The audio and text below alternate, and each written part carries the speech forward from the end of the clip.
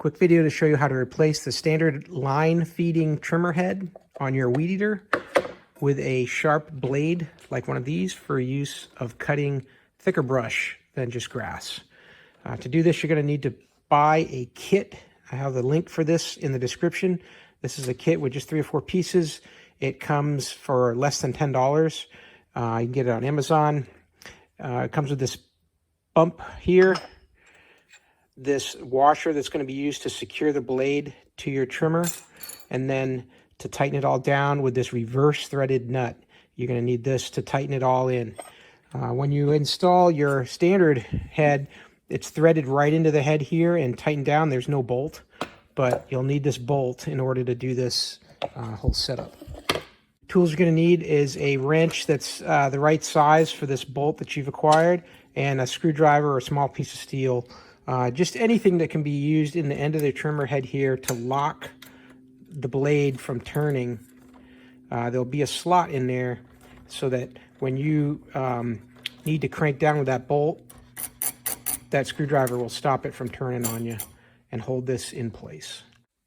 So to take off your existing trimmer head, you're going to need to take a screwdriver or a pin of some sort and put it through this hole here so it'll stop the drive shaft from turning. And then remember, these heads are reverse threaded. And just spin it and it'll come off. Now what also came down with it is this cover plate that's going to need to go back up in here before you put the blade on. One thing to notice on here is this little ridge. This is about as big around as a quarter. And the hole that corresponds to these blades is larger than what you would see on a 7.5-inch blades you might be using on a table saw or a skill saw. Those are smaller holes, so they're not going to work on this setup here. You need to make sure you got the same correct size hole. Go ahead and measure that. You can see that it's just about an inch. It's about 1 inch across for that hole.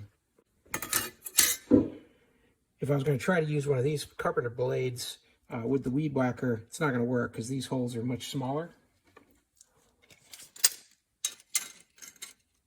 These are measuring in at about half an inch across versus a full inch.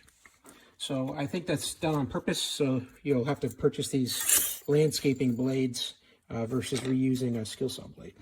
Now to put it all together,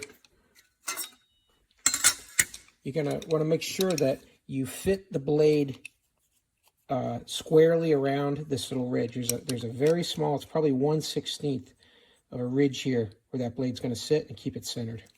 So to install this, I'm just going to make sure I put that plate on and install my blade. And I'm going to try to fit it in that ridge. Then I'm going to put this washer that secures the blade onto the drive shaft. Follow that up with that little bumper thing that you get.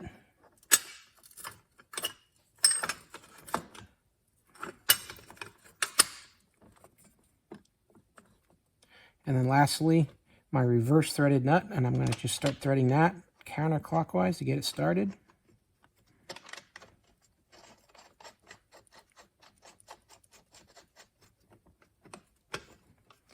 And now I'm going to need to put a wrench on that to tighten that up.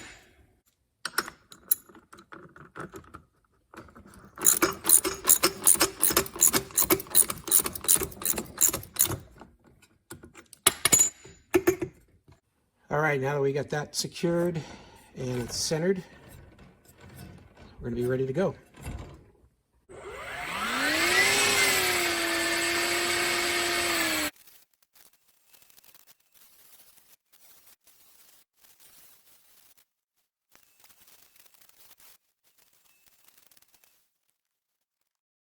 I hope this video was helpful to explain how to remove the standard weed eater head and replace with a cutting blade.